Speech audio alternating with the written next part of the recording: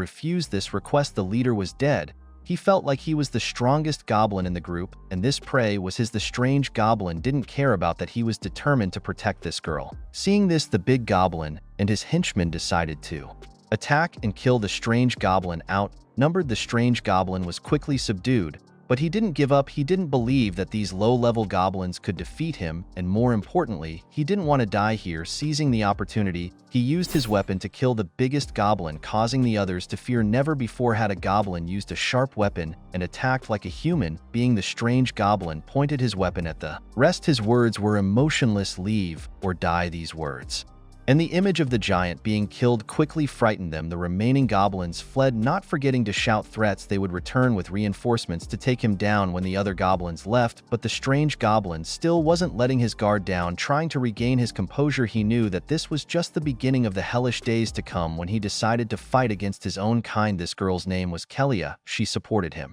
and thanked him for saving her once again.